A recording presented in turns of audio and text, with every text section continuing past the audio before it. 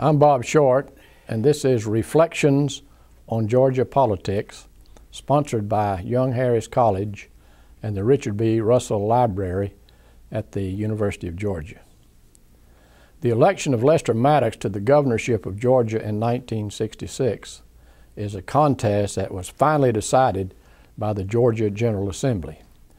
And young Sam Nunn's victory in the senatorial election in 1972 were among the highlights of Georgia elective politics in the 60s and 70s. Our guest today, Ned Young, had a hand in both of those elections. We're delighted to have you today, Ned. Thank you, Bob. You know, we go back a long ways, all the way back to the Georgia Jaycees, when you and I were, in fact, in the same chapter. That's correct. And tell us a little bit about the Jaycees at that time and their political organizations and how they went about campaigning. Well, Bob, there was a number of programs in the Jaycees, and you're correct, we did go back. This was many years in the St. Simons Island, Georgia Jaycees, of which we were both, I guess, we were both charter members at the time.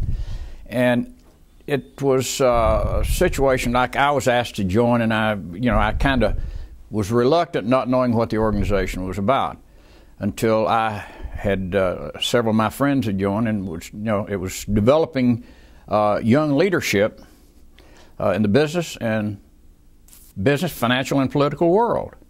And consequently, this kind of rung a bell with me, because when I came to Georgia initially, my home was in Chattanooga. After I got out of high school and college, I went to work for Delta Airlines on St. Simons.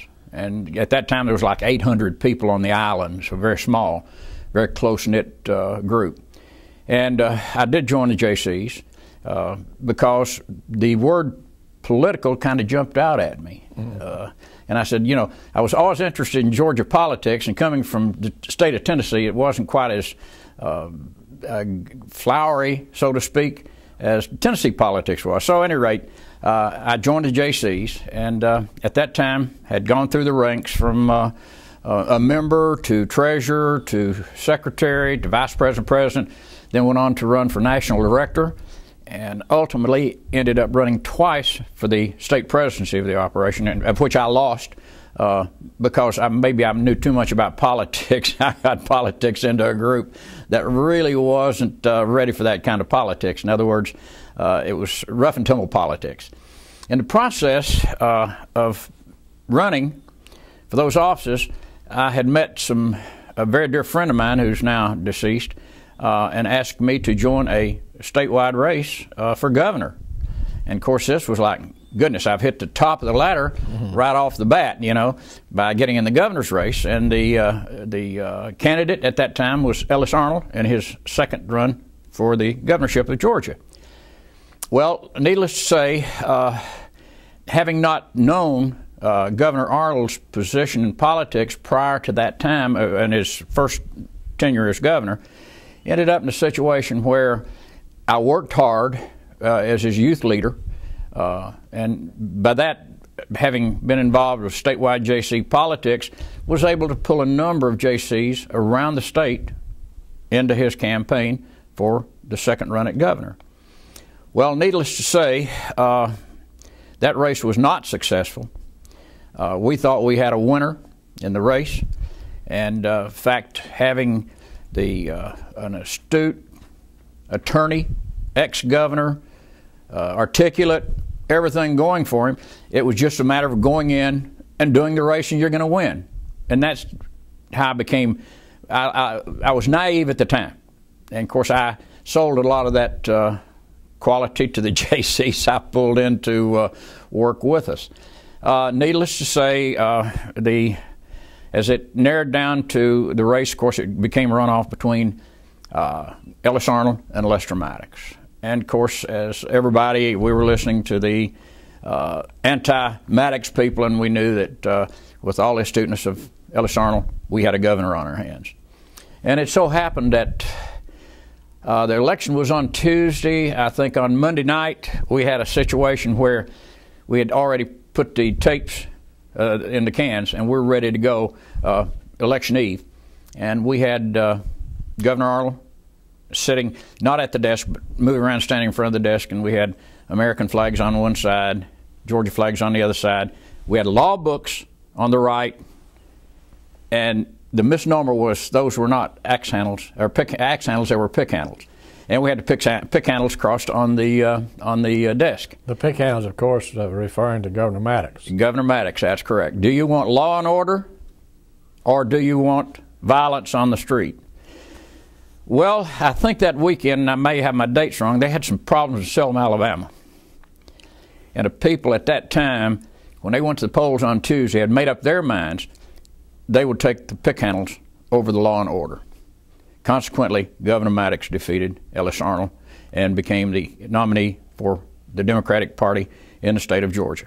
I think we need to talk for a minute about the role of Jimmy Carter in that campaign, because he later became governor and president of the United States. As did the Arnall campaign ever consider Carter as a legitimate foe? I think probably it was considered that, and as we get in a little further in the conversation, it was like Governor Maddox's last run, where we had selected the wrong candidate that we thought the competition would be coming from, i.e. Burt Lance was going to come from Burt Lance as opposed to George Busby. And I think that was a situation. Carter was he was there, but we didn't look at him, we looked at him more as a foe than we did, than we did Maddox, because of the bad press that Maddox had been getting over the years and the office he had ran for and been defeated for. So Maddox versus Arnall was a runoff election. Correct. And Maddox won. Yes. And but that was not the road to the governorship as it used to be. No. As you had pointed out earlier, I think the situation that Governor Maddox, of course, had a reputation. He had and we'll probably get into that a little later, as he denoted the little peeps, the little people. That was his role with the little people. He was their champion. And of course, as it went down, we figured that in that particular race that Carter would be the ultimate. I'm getting back. I'm with Arnall now. Would be getting back to the fact that we were going to have to beat Jimmy Carter and not Lester Maddox. And the role that we did, we put more emphasis on Jimmy Carter, who ultimately ended up, I think, third in that race, than we did on Lester Maddox. Mm-hmm. And consequently, that was here a political blunder, which we made. Maddox, after receiving the nomination, had a huge challenge in Republican Congressman Bo Calloway. Correct. By that point, as I recall, you had joined with the Democrats and Lester Maddox in that campaign. Yes, I was, after Governor Arnall lost, here again, I was living Monday through Friday in Atlanta in a campaign headquarters and going home, back to St. Simon's on Saturday and Sunday, because I had a business down there at the time, which I was active in. Consequently, it was a situation that I had gone back for the weekend and actually had packed my bags and said, well, I'm not going back to Atlanta because my candidate's gone. I don't think that I can get involved in the other person's race. I had been home less than 24 hours, and I get a telephone call. And it was the governor's brother, Wesley, and said, we understand that you're back on St. Simon's now, your candidate lost. Would you come join Governor Maddox? At that time, they were referring to him as governor. Would you come and join Governor Maddox in his campaign for the governorship of Georgia? And I said, I don't think so. I don't know. I'll let you know. In other words, the old, don't call me, I'll call you type thing. Within a couple of days later, I get another call from the Calloway people saying, would you come up and meet with Governor Calloway? And I said, well, here we are. I got two governors and trying to get me to come to work for him. But anyway, I went back, and that same week that I was up there, I met with the Calloway people, and I met with the Maddox people. And I talked to both candidates at length. And at the conclusion, before I made a decision, I went back to Governor Arnall. And I says, I'm in a dilemma. I don't know what to do. And he says, you're a Democrat? I said, yes, sir, I am. He said, you're not in a dilemma. You got no choice. And with that, I notified the Callaway people that I would be working for Lester Maddox in his governorship, heading up the young people in Georgia, predominantly those Jaycee age people. I'm getting back to the Jaycees again. Those Jaycee age people. And consequently, it was a lot of work, a lot of hard work. But the Jaycees were known for their ability to work hard and to complete a project. And consequently, we were able to pull the majority of the Jaycees in the state of Georgia, from the large chapters, Fulton County, Atlanta, DeKalb County, Muskogee and Columbus. We were able to pull them into the race and get them involved in Governor Maddox's race. Go ahead. Which ultimately, as I started to say, ended up successful because everybody was pulling together. Did the Maddox campaign change its tactics from a race against Arnall to a race against Callaway?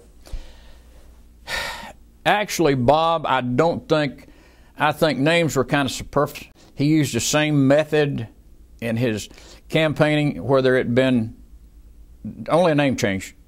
Everything else was the same. Our politics pretty much stayed down that road with a good candidate that moved, a good candidate that was popular in a lot of sections. A lot of sections he wasn't popular, but then nobody has everything.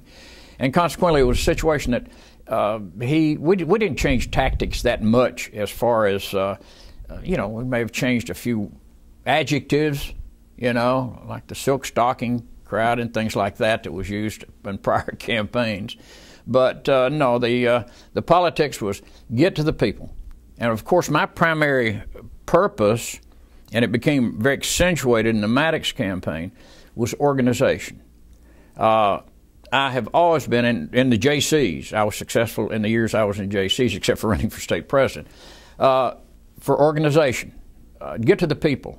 Knock on that door, shake those hands, go into barbershops, restaurants, wherever, meet the people and press the flesh.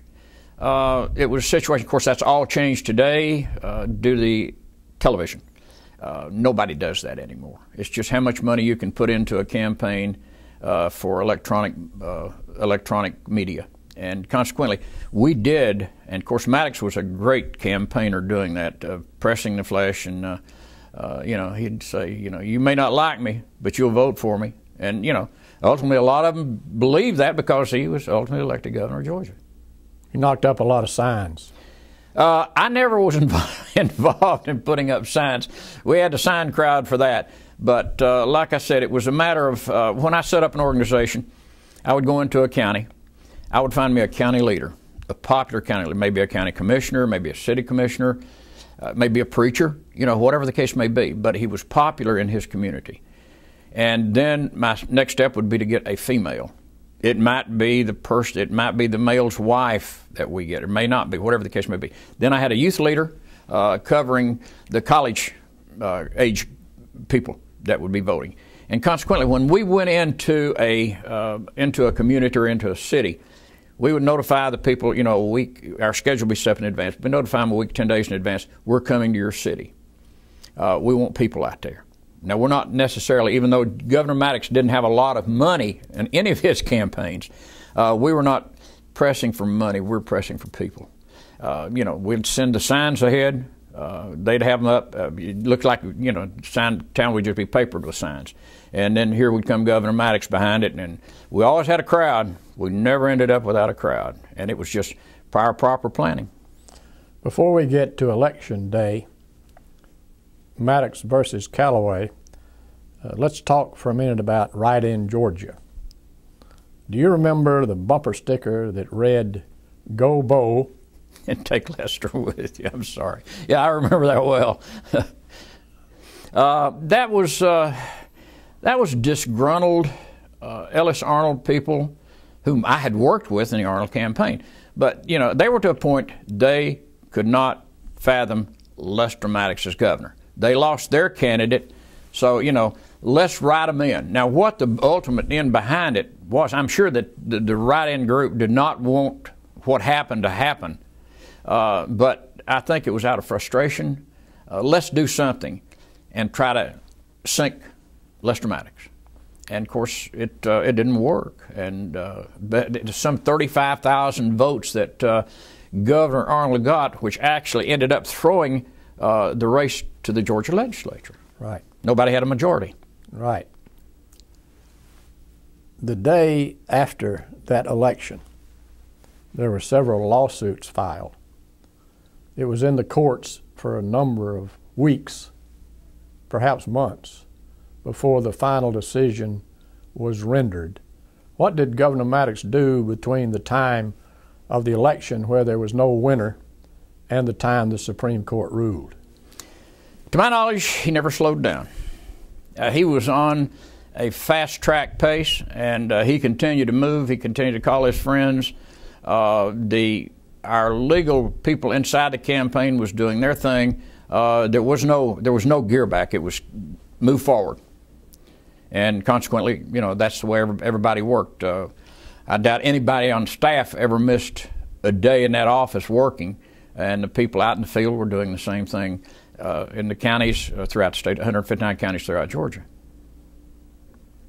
He was inaugurated the day following his election by the General Assembly. Well, let's get back to the General Assembly.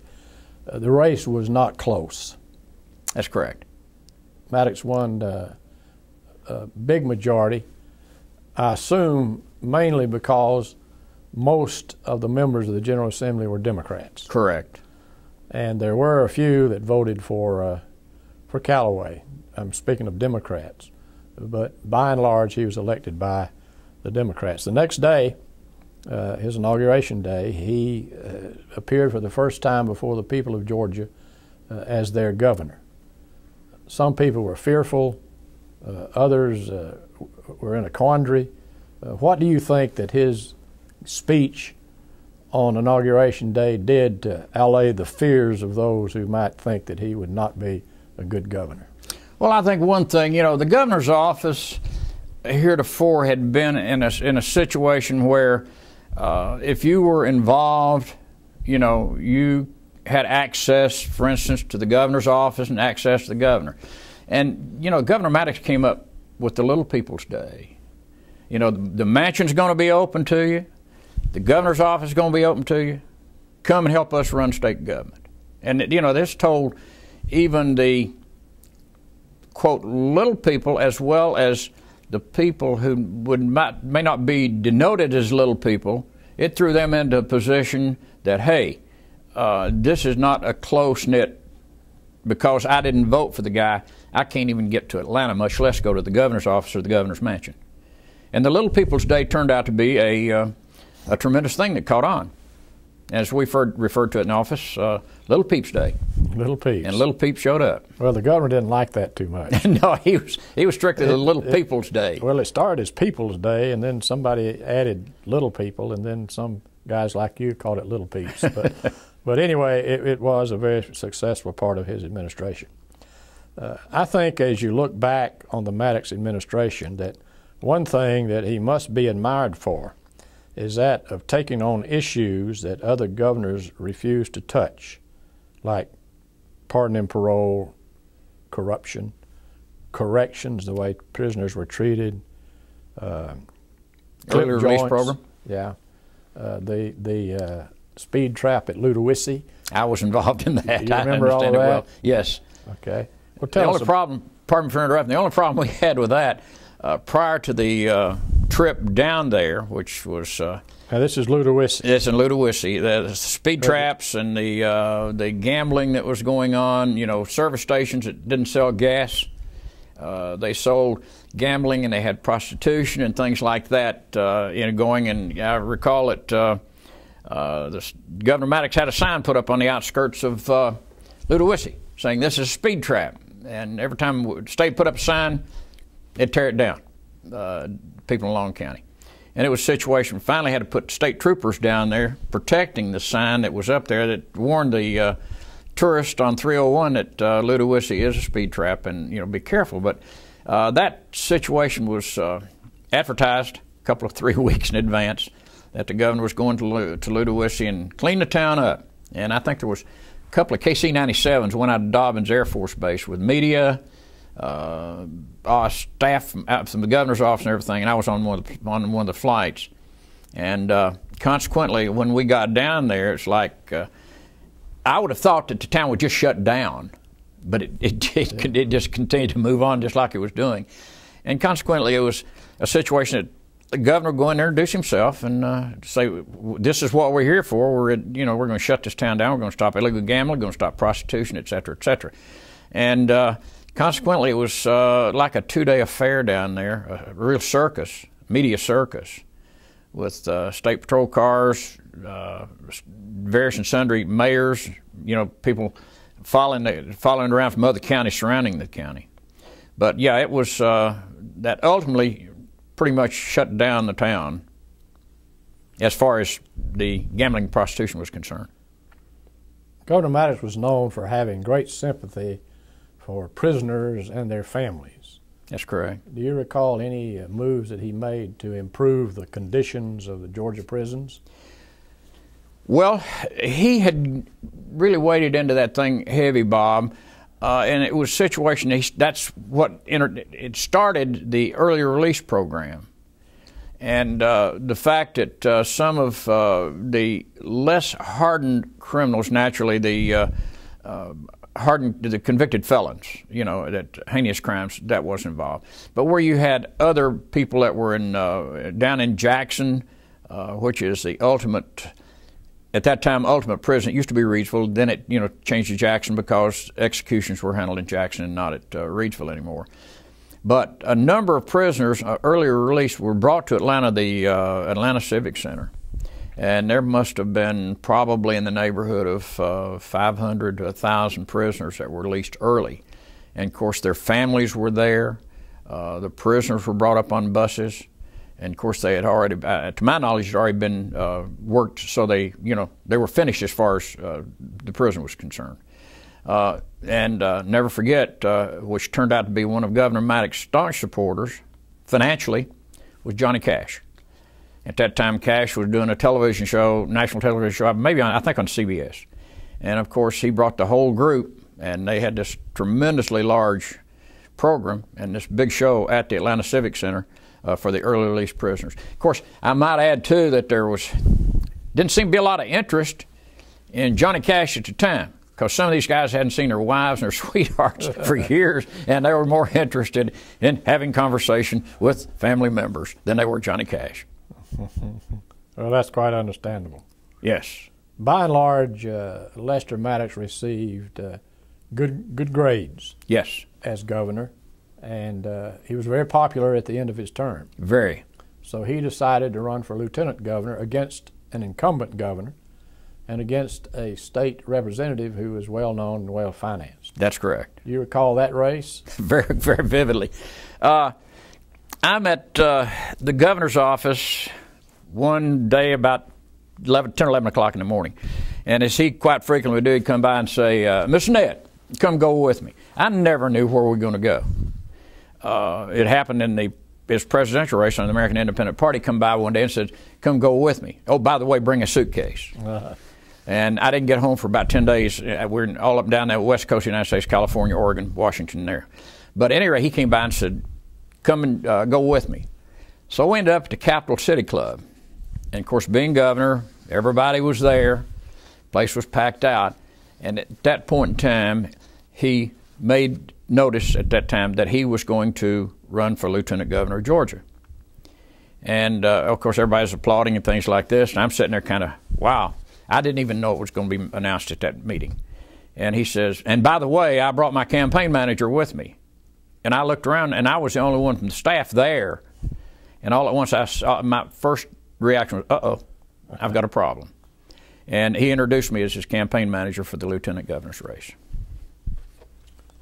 He was lieutenant governor with Jimmy Carter, who was governor, and they seemed to get off on bad terms over who would select the committees in the Senate and who would name the Senate committee chairman, and above all, who would be president pro tem. Do you remember any of that? No, I was not that much involved, Bob, because I know that bad blood followed that race without ever getting involved, I think, into the committee appointments and chair appointments, because of prior races that they had been involved in. And, it was just, for lack of a better word, I guess bad blood, it was carried forward. And, it erupted there because at that point in time, Governor Maddox had been number one. Now he'd moved to number two, and his adversary had moved into number one. And consequently, it just creates problems. We failed to talk about the fact that when he was governor, Zell Miller, who was later governor and a United States Senator, moved into his office as his executive secretary. Correct. And Zell Miller also went with Governor Maddox up to his lieutenant governor's office. That's correct. He decided to leave. Do you remember why he left?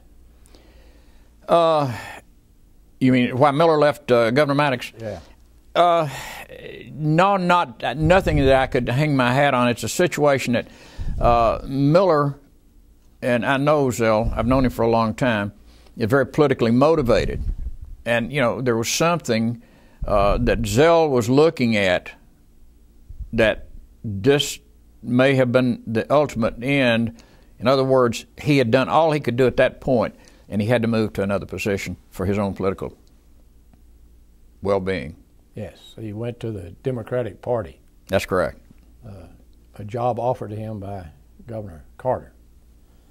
And speaking of Governor Carter, the well-known dispute between Governor Maddox and Governor Carter over House Bill 1, which was the reorganization bill, actually was the real foundation of their dispute.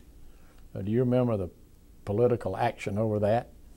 No, I'm not. Was not that in that particular position as far as the governor's office was concerned. In my affiliation with Governor Maddox, I was not that. I didn't get tied up in something. Usually, in a situation, if it wasn't your job, you kind of stayed away from it, and that was not part and parcel of what I had to do. Often, as lieutenant governor, Mr. Maddox was criticized for his shop in underground Atlanta.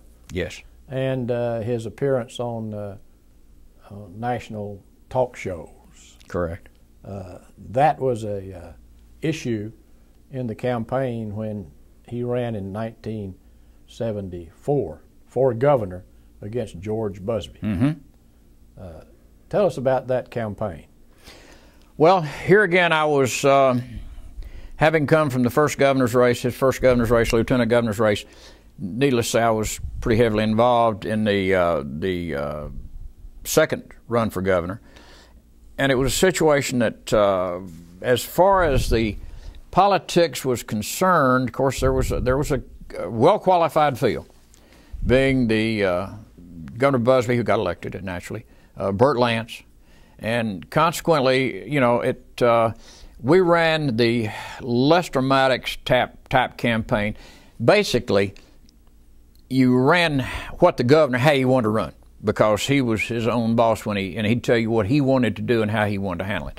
And consequently, it was a situation that we felt that, why, if you're successful, why change? And we ran that type of campaign. Consequently, it was a situation that Governor Maddox had made some political blunders in that, in as much as I think at that point in time, Cassius Clay, that you may remember that incident where Clay would, Governor Maddox invited him to fight in Georgia because he was a draft dodger. A lot of the other states had said, no, we're not going to recognize him. And at that point in time, I think, and that may have been the end of the governor's race, at the ending of the governor's race, where he made a statement, Cassius Clay was a great American, and he should be allowed to fight in Georgia. Consequently, at that time, we were in Albany, Georgia, and had gotten a call from headquarters in Atlanta stating, we got a problem. Telegrams were rolling into the governor's office by the box load criticizing the governor for making that statement concerning Cassius Clay. Consequently, that finally eased out and smoothed over a little bit, but then there were other blunders that Governor Maddox was a great orator, and he had good speech writers. And consequently, when they did a speech, he was given the speech before he went to the venue to whether it be in Dalton, talk about the carpet people or wherever it may be. Plains, talk about the peanut folks or the farmers down in South Georgia. He would deliver that speech verbatim. And he'd always say, in closing, let me say, once he turned that last page over, he would kill everything that he had just said prior to that extemporaneously. And consequently, it created a lot of problems because he would, if he had something on his mind, it would come out. It doesn't make any difference what the speech said. What he wanted out, he got at the end extemporaneously. In other words, he ignored his good record. Exactly. And a workhorse, not a show horse, was a great slogan of George Busby, and that seemed to catch on with the people. Yes, yes. And we've kicked that around among several people, and they thought that was very apropos of that campaign because it got Busby's point across, which is, I will work, and my opponent is going to the talk shows and the underground Atlantis and that sort of thing. Did you consider Busby your main opponent in that race? No. Did not. Did not. And that was our major political blunder. We were looking at the big bucks. We were looking at Burt Lance, you know, the banker, the contacts, everything that he had, and looked over Busby, who was at that time a legislator, you know, with no, you know, appearances that would jump out at you that he could be a top contender, and that was a very big mistake that we made. The whole campaign made. Busby ran very low in the polls early. Of course, he had the support of Carl Sanders, and Burt Lance had the support of Jimmy Carter. Mm-hmm. So you were up against two well-heeled political organizations. Exactly. At that time.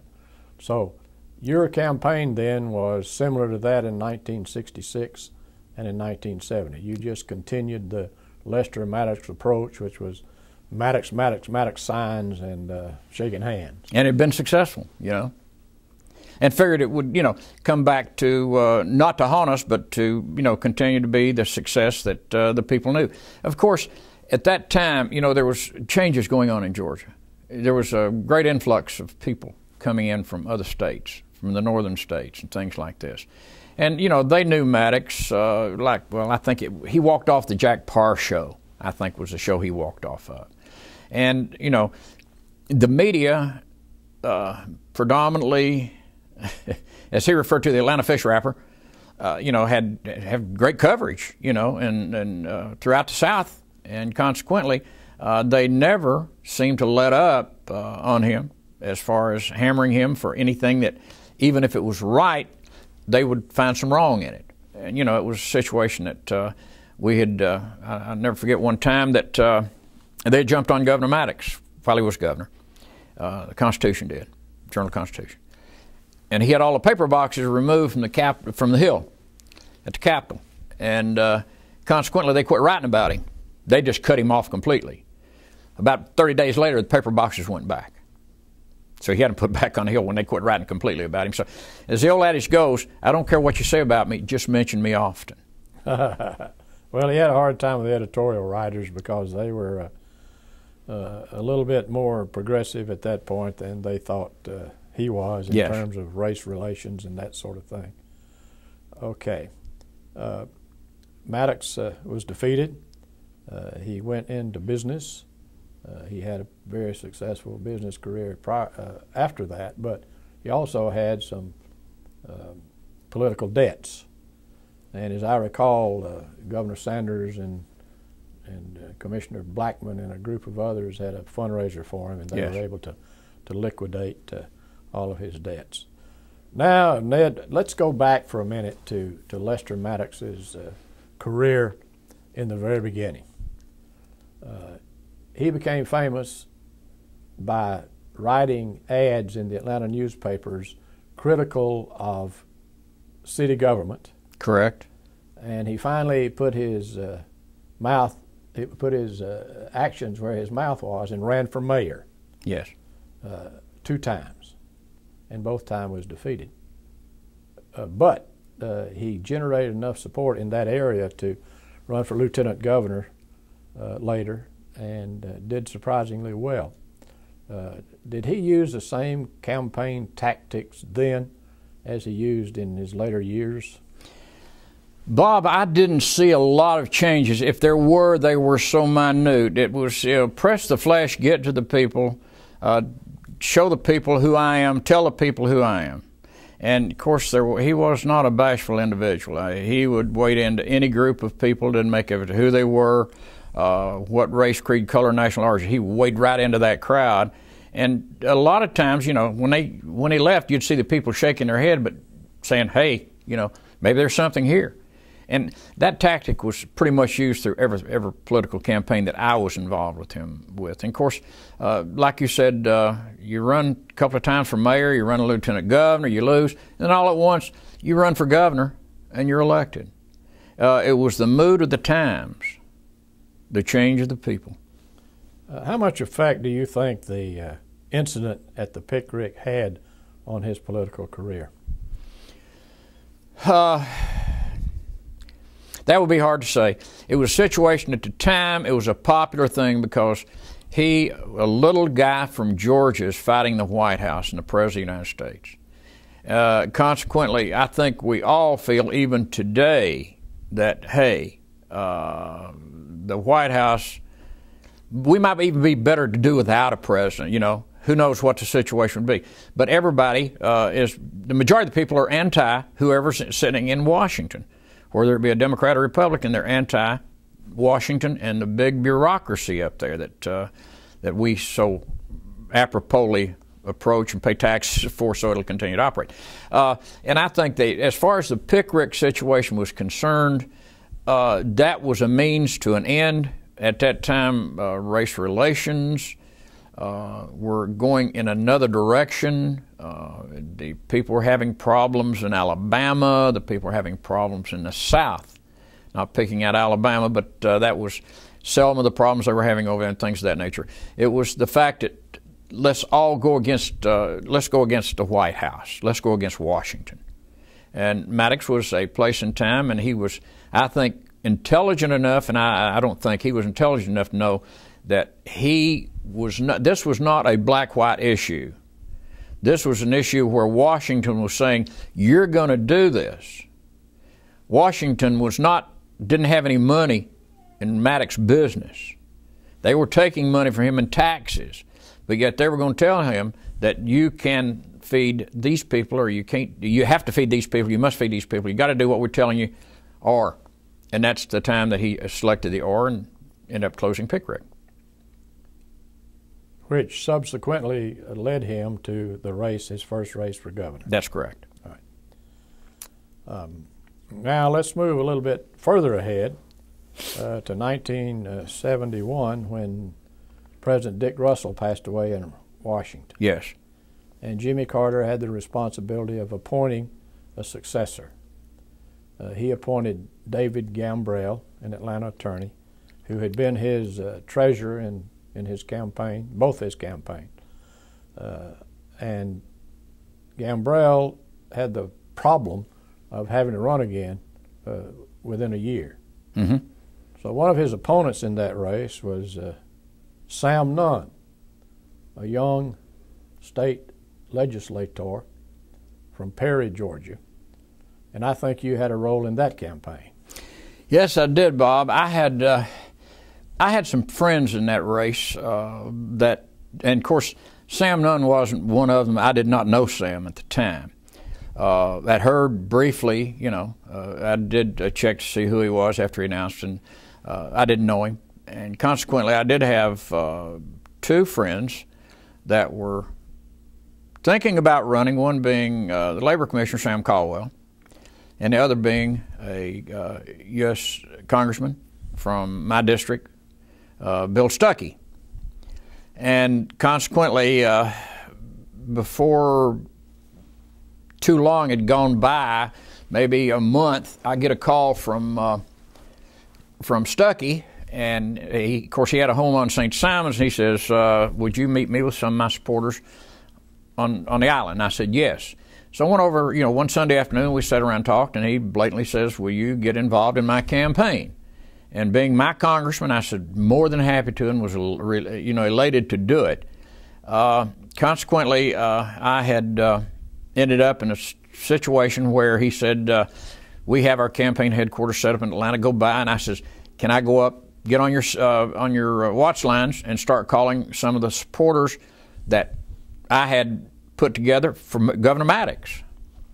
And got good reception, got very good reception from the people. Yes, he's young, he's U.S. Congressman, make an excellent senator, da-da-da-da-da. So, consequently, we said, okay, now we're off and running. We know who we can depend on. Mainly the organization was pretty much together. It was just rehashing and getting back together, because switching the people from Maddox to Stuckey. And, of course, they knew they had a winner in Maddox, so it was easy to switch them over to Stuckey. So we started to run.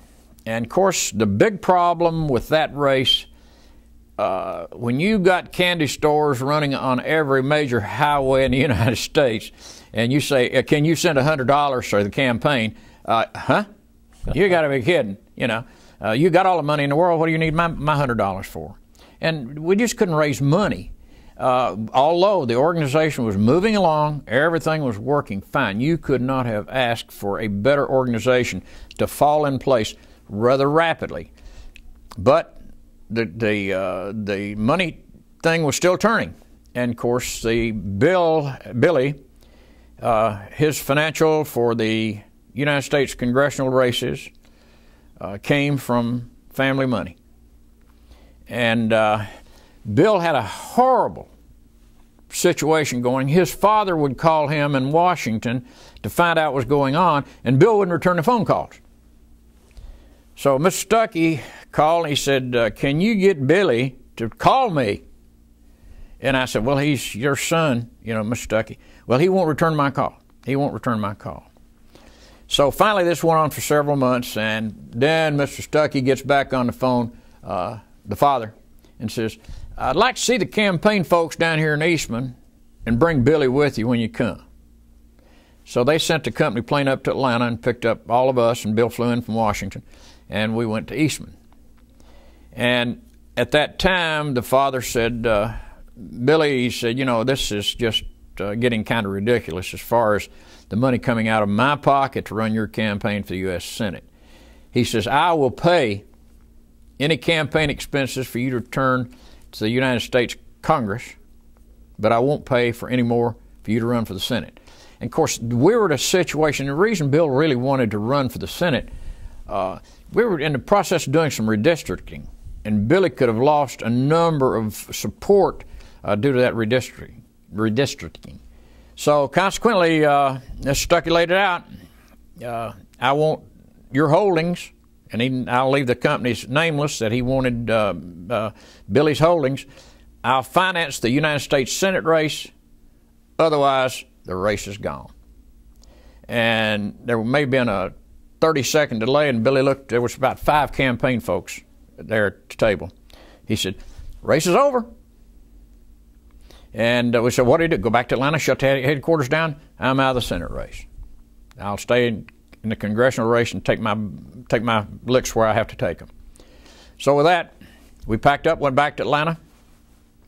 The following Monday, I was back at St. Simons, not involved in politics. Well, a couple of days later, I get a call from a fellow that I had been in the Jaycees with, a fellow named Richard Ray, who was at that time the mayor of Perry, Georgia. And he said, Ned, I understand that Congressman Stuckey's out of the Senate race. I'd like to get you to support our man. I says, and that is Sam Nunn? He said, Sam Nunn. I says, no. I said, I've had my fill of politics. I said, it seems like I can't keep a candidate. I keep losing them for some reason. And he said, well, will you come to Atlanta and talk to us? I said, no, I won't do it. And he said, well, we're going to be at the Georgia Press Association meeting next week. Will you come over at Jekyll and meet with us at Jekyll?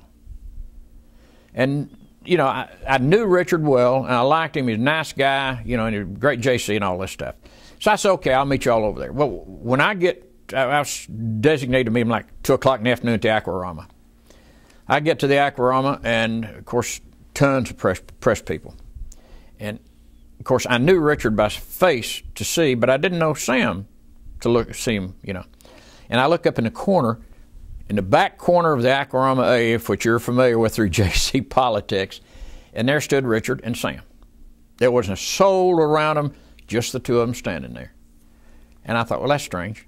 You know, you got the Press Association. I'd have been out shaking hands with some of the press folks and, you know, getting that thing done. But long story short, I met with them, and Richard said, consider, please, going up and seeing what, you know, help us out. So consequently, I went to Atlanta the following week and got on their watch lines, started calling Stuckey people. I probably less than 5% said either they weren't going to do it or they weren't going to get involved anymore. They'd had it.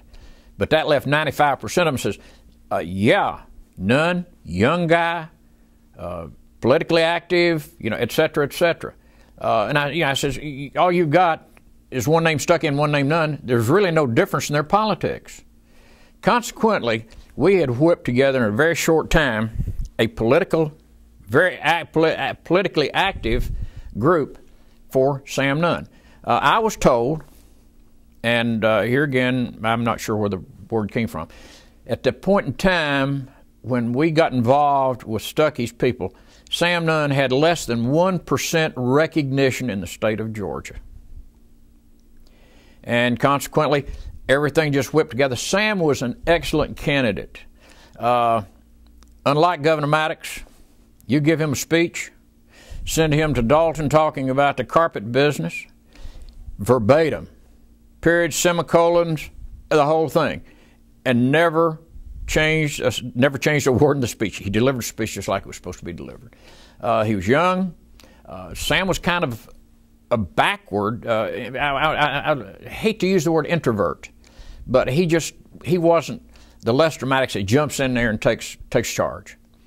But, you know, that's kind of a little getting used to, but then we had a different type candidate. But a very knowledgeable candidate. Sam was a student of Georgia history. He was able to go into an area. He was able to elaborate that area, what their main industry was, whether it be peanuts, cotton, corn, you know, carpets, whatever. And I mean, he was just a vivacious person who did what he was supposed to do. And he would always come back in, say for instance, if he were in Gainesville, he would come back to the headquarters at night. And of course, my show in it was always, you know, when the candidate finally goes to bed, I'll go to bed. I may not be at the campaign headquarters 6 o'clock in the morning, but I'm going to be there till midnight or after the candidate gets in and we find out, you know, in other words, it was a debriefing session, so to speak. And consequently, Sam would come in, tell us what kind of day he had. The aide was with him that was traveling with him, would tell us what had gone on that day. And if we had any problems that we had to, you know, trouble spots that we had to cover, we'd get back with us the next day, talk to the people, our people in that area, our organized people that were heading that particular county up or that area up. And consequently, it was a lot of follow-up to the thing. We crossed our T's and dotted our I's, I guess is what was said. He was a good candidate. He had other things going for him, however. His main opponent, Senator Gambrell, was supported by Governor Carter, who at that time had a very low rating in the state. Yes. His other opponent was Governor Vandiver, who had said no, not one at one time, and who had fallen from grace with the Georgia people. Did that ever enter Senator Nunn's campaign plans? Bob, I don't recall that we were looking back at things in the past. We were always looking forward to the next thing that we had to do. I don't know if this is answering your question or not, but I recall at one particular time we felt like we needed to shore up areas of the state. And we had people from all areas of the state that we were working with, but we wanted to get the leaders, so to speak. And I'll never forget that we had called a half dozen of these leaders, asked them if they'd be willing to come to Atlanta for a rap session. That we're just going to knock things around and find out which way we had to go, what we were doing in their area wrong, what we needed to do in their area that we weren't doing. And those people, it was a very good list of folks. We had Marvin Griffin, we had Peter Zach Gear, we had Sam Caldwell, we had Tommy Irvin, and of course those were to the labor folks and the agriculture people as far as doing things you need to get done in the area. Strong organizations. They were very strong organizations. And they could touch anybody in the area in which they work. Of course, Tommy covered the state, and so did Sam Caldwell with his organizations. But we called that meeting at the, if I recall, the old Atlanta Hotel, Atlanta, downtown, and we had these people up, and we just sat around a room, and we fed them lunch, and give them beverages, and they would tell us, we need to do this. The meeting lasted like all Sunday afternoon, and we'd flown them in here. We'd sent planes out to pick them up and flown them back into Atlanta. That night we dispersed them back to their areas, and they went to work. And consequently, I know that we had a situation whereby the election was on a Tuesday, and I've forgotten which election it was, general or primary, whichever the case may be. But we needed to get Sam's name out. We had not put out a lot of signs to that point in time. And we had sent out these signs, and the whole idea was we needed folks to go out after 10 o'clock on Saturday night and literally paper the state with "Send Sam Nunn to Washington."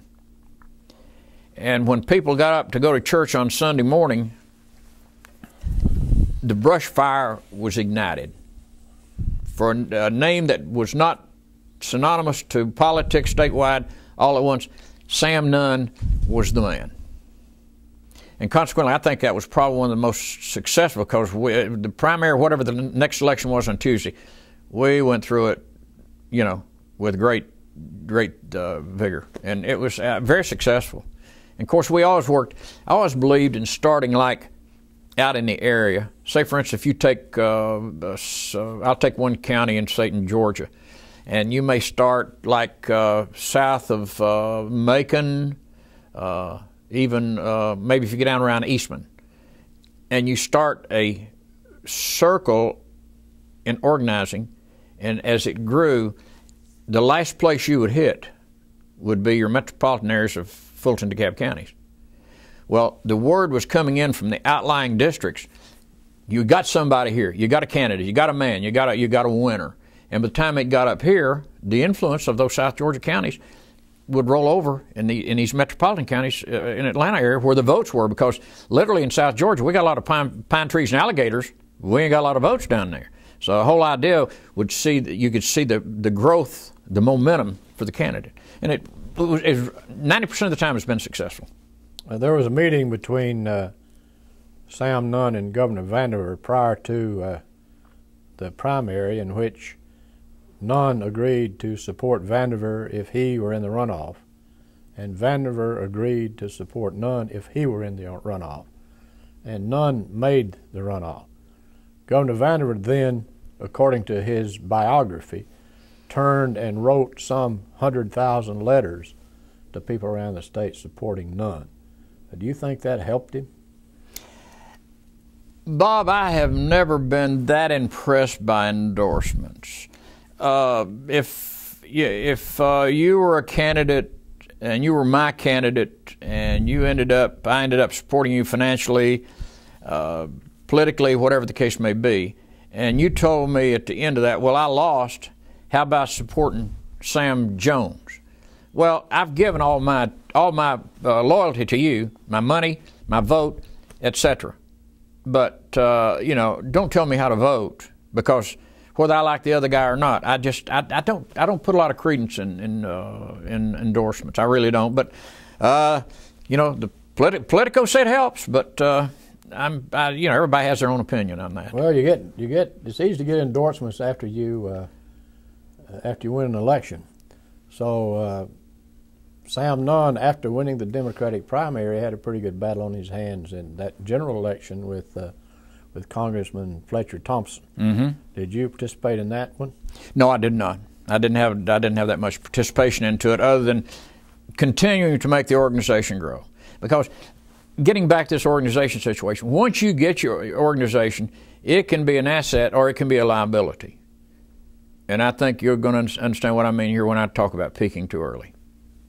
If the race is in November and you may have your seat won in September, but between September and November, anything can happen. And consequently, if you peak out in that September time, chances are you ain't going to win unless you know how to make your organization work. And it's making the thing start, putting it together, getting it rolling. You find out you're moving too fast, then you've got to back off. You get your people, you know, you're on the phone saying, just hold status quo what you got. Then when you see that, you know, the ball is caught up, then you need to get the ball rolling again. Then you need to get back with your people and tell them, hey, we need to start moving again. So the ultimate, and this situation with Sam, his timing was absolutely immaculate in his races. He peaked out just when he was supposed to. And that's not accidental. That's a purposely working thing. 1976, Lester Maddox for president, opposing Jimmy Carter, former governor of Georgia, and President Gerald Ford. That's correct. You were very active in that campaign. Yes, I was. As in the lieutenant governor's race, I was appointed to be the campaign manager for the race. And consequently, it was kind of messed up from the outset, in as much as George Wallace was supposed to have assumed the American Independent Party's nomination for the presidency of the United States. And Governor Wallace, at the 11th hour, seen fit not to participate, consequently pulled out. We end up, may have been in Indianapolis, I'm not sure, at the National Convention. And of course, Governor Maddox had let it be known that you know, his close personal friend had pulled out of the presidential race for the American Independent Party, and that he could be a candidate if, you know, if he were told that the adequate financing was there, and to put on a decent campaign. In fact, we had qualified probably in 10 or 12 states. Those states was not like Georgia. I think it took 109 or 110,000 votes or signatures in Georgia to be placed on the ticket. The states that had the 10,000 signatures, we qualified in those states. We had organizations in those states that were there by virtue of not so much the candidate, by virtue of the fact of the independent party. And consequently, they had qualified Governor Maddox in those states. And, you know, we traveled commercially to these various sundry states where we were on the ballot. Consequently, it was a situation that once we got to convention, then thinking that because Governor Wallace had eliminated himself from the run, and Governor Maddox was in, that would be an automatic. It wasn't. A floor fight developed at the convention, and it was probably, I hate to say, probably one of the dirtiest things I had ever run into. Here I'm, you know, a neophyte politician from the state of Georgia, who's been involved in Georgia politics, and now you're running with the big dogs up there who had been doing this stuff most of their life. And, you know, here we are saying, you know, and that's as intelligent as it got. But we were ultimately successful in getting the nomination on the American Independent Party for President of the United States, with promises that adequate financing would be coming to help finance the campaign, which would be housed out of Georgia due to the fact that Lester Maddox was from Georgia. Now here we had 2 presidential campaigns from the state of Georgia going on at the same time. In fact, Governor Carter was at Colony Square at 14th Street in the high-rise buildings, office buildings. We were 1 block down 14th Street on a place that used to be a restaurant. Consequently, you know, we had plenty of American flags, and we had the money never came, by the way. I'll straighten that out. The money never came from the American Independent Party, so we took what little bit of money that we had and bought brochures, and we're paying for travel to, you know, places that he was on the ballot, because there was no use spending money going to the other place. So consequently, it was a hand-to-mouth campaign, and no money, no staff, not really anything but to name the fact that Lester Maddox was running for President of the United States on the American Independent Party. Well, did he actually think he could win? Bob, I never thought there was a time in Lester Maddox's life he didn't think he couldn't win. If it was there and presented itself, it's a doable deal. But like I said, you know, at a situation that, you know, we were struggling with telephone calls and, you know, having to meet telephone, you know, long distance. We didn't have watch lines, so we were working right off a telephone, you know, a direct dial line type thing. And, you know, it was, Governor Maddox always thought anything was possible, but not probable. I think that was the adage that he pretty much hit. In the end, his friend Governor Wallace wound up endorsing Jimmy Carter. Correct. What was Governor Maddox's reaction to that? You know, Governor Maddox, he would get upset briefly, and then he'd move on. The mind shifted so much. His mind shifted so much. He had too many things going on in his mind at one time. And, you know, he'd get upset over this now, but then 15 minutes later, there's something else out here that he needs to direct his attention to. So consequently, he never had that much comment, because I really never heard him actually say anything really, really derogatory about people. He'd make statements, but, you know, not the fact that you would consider them derogatory. I wish they were not here, or whatever the case may be. You know, he just didn't do that.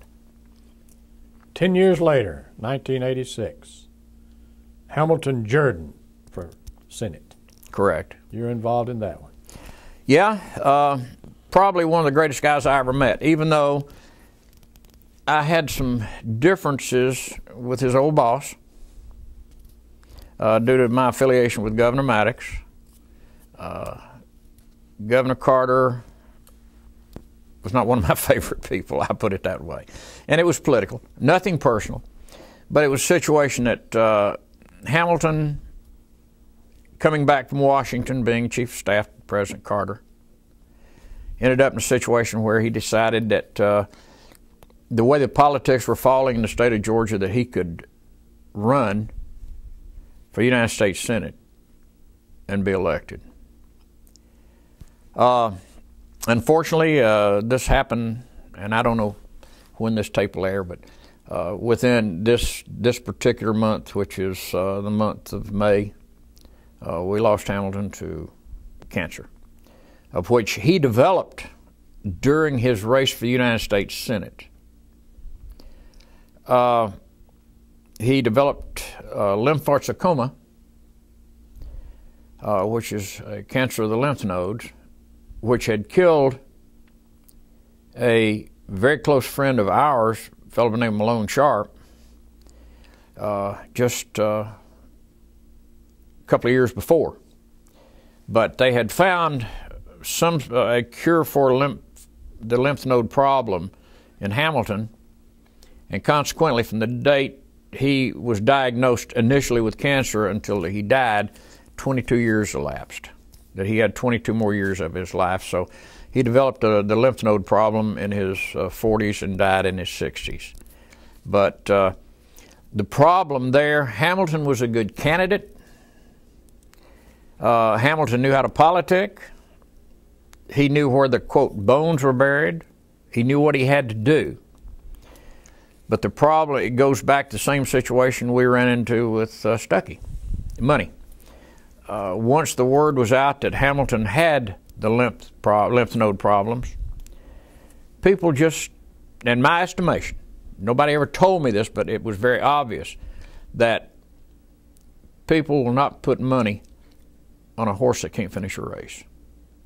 And consequently, this was ultimately the problem. We just were underfinanced and just could not overcome the fact of his health problem. And consequently, it was he was defeated. His opponent was Senator White Fowler. Correct. From Atlanta, who had defeated Mac Mattingly for the job and turned around and lost it to Paul Coverdale, another Republican, which seemed to me to be the beginning of the downfall of the Democratic Party in Georgia. Let's talk about that for a minute. What do you think has brought on the rise of the Republican Party in Georgia? Probably the problems with the Democratic Party nationally. You know, people in Georgia, and I've heard it so many times, and you're talking to a yellow dog here, a yellow dog Democrat. I've never voted a Republican ticket in my life, never worked for a Republican in my life. And people says, well, you worked in politics, surely the Republicans must have offered you something. I said, yeah, it wasn't really what I was looking for in politics. Money doesn't make the difference. You know, you got, especially in your younger life, you have these things that you believe in. And you know, it's you got to believe in it to get out there and really work and hustle for your candidate. You know, and this thing, as far as the National Democratic Party, you know, that's there. And then there's the Georgia Democratic Party, which don't see eye to eye, does not see eye to eye. Consequently, a lot of the people, rather than say, I'm a Democrat, it was easier to say, I used to be a Democrat, now I'm a Republican, because, you know, the onset of Ronald Reagan and his politics, Barry Goldwater and his politics, consequently, they were looking at a conservative element of which the Georgia Democrats have always been conservative, but it was, I guess it was easier to switch than fight, so to speak. And so it was easier to say, I'm a Republican, I'm a Georgia Democrat, but I'll vote the Republican ticket.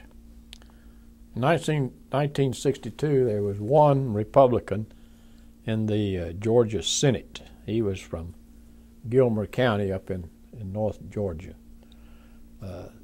The Republicans took over the Georgia Senate in 1992. That's 30 years. It took the Republicans 30 years to become the majority in the Georgia Senate. Two years later, because of switches and people who say they used to be a Democrat and now they're a Republican, gave the Republican Party the majority in the House of Representatives. But during that 30-year span, the Democrats continued to hold power in the Georgia legislature, despite the fact that the Republican Party had taken over the entire South. Why do you think it took so long? Well, people generally, whether it be politics, work in the job place, whatever the case may be, don't like institutional change. And you know, you had some strong folks under the dome, Tom Murphy, folks like that, who actually control their niche in that political field there. And as those people die out or get beat, most of them, you know, will end up getting beat. But where it narrows down, then you have the new folks coming on. And so a lot of my friends had made the switch for political reasons. I can't run as a Democrat next time, even though it's a legislative thing, 2 years. I can't run next time as a Democrat, and I've been a Democrat all my life. I can't run as a Democrat and get elected. So rather than staying where they're at and taking the chance of losing that seat, let's switch. And, you know, I lost a lot of respect for these people. Of course, it's their life. They do what they want to do. I don't control anybody's life except mine, and I have a hard time doing that from time to time. But it's a situation that, you know, now they've turned around and have bitten the hand that has fed them and put them where they're at. They got there, but they didn't stay with the person that brought them to the dance. Do you agree that the charge that the state Democratic Party is too minority controlled and too close to organized labor? That's a difficult question, Bob. That could be two reasons for a switch, but is it the real reason that prompted them to go off on another path? I think, you know, they went off another path because they're selfish. They didn't want to give up what they had. And they knew if they stayed where they were at, there was a possibility they're going to have to give it up. But they didn't. If they'd stayed in strength, it may not have happened. But it splintered off so much, and the Republicans are very good about splintering off. Let's get this guy here, we'll get this guy over here today, we'll get this guy tomorrow, next week we'll get this group back here, etc. And all at once, the bond that the Democratic Party had in Georgia all these years had been splintered away to where it was nothing. Now the Republicans appear to be in the same problem that the Democrats have done in the past. You know, the Democrats are, and I'm talking like a Democrat now, they're making a little comeback. And I think the comeback, you know, it ain't going to come in November. It may not come in 4 years in November. But I think the Democrats are starting to play the same game that the Republicans played all those years to get to be where they're at now, where they're in the minority. Because when you're in the majority, when you're in the majority, you're open for criticism. The minority is never criticized, only the majority. And the majority being there are going to make mistakes, and consequently, the whittling starts. What do you think are the main issues among Georgia voters today? In this particular day, it's gasoline. Economy. It's the economy. You know, I travel around, not extensively, but considerably. And, you know, I see people who, restaurants are having problems. You know, people have got to, you know, to buy gasoline for their car to get to work, to eat at home and bring groceries home and feed the family. You know, I've seen, and surprising, this trip up, I'm finding places that are economically quick food franchises. And I don't know whether I can mention the franchise now. Kentucky Fried Chicken. There are a lot of these places closing. You can't eat, you know, and this is not a commercial for Kentucky Fried Chicken, but, you know, it's a very economical place to take your wife and 2 children and have dinner, or go get it and take it home and eat it, whatever the case may be. But your theaters seem to be falling back. Your restaurants are falling back. People just can't afford, because I just left Atlanta at $4.17 for a gallon of regular gasoline. That's ridiculous. That's ridiculous. But it's there. Signs up. They got it in the ground. They probably got it for considerably less, but they're selling it for $4.17. Either buy it or don't buy it. And consequently, the economy is going to be the big thing. I bet you could get a lot of votes if you could tell us how to solve that problem. If I could solve that problem, I probably would have said here today, I'd be out working to solve the problem. But like I said, you know, there's, and you're getting a lot of lip service out of the federal government about, you know, now we're going to take all the corn that we used to feed the people and make gasoline out of it. But, and as I pulled up to a pump in Atlanta and paid $4.17 for a gallon of gas, I found out that 10% of it was corn. And I didn't think the corn is grown here and not in some Middle Eastern country. So consequently, you know, but the gas didn't go down. In fact, it jumped. You know, from where me leaving Savannah paying $3.85 to coming to Atlanta paying $4.17 a gallon. Who was the easiest candidate you ever supported? Beyond a doubt, Sam Nunn. Why do you say that? Sam was a good politician. You tell him what to do, and I hate to use this vernacular, you could wind him up pointing that corner, he's going straight to that corner. He's not going to deviate and go to another corner. He was, you know, he paid a staff to tell him what to do to get elected. And I was part of that staff.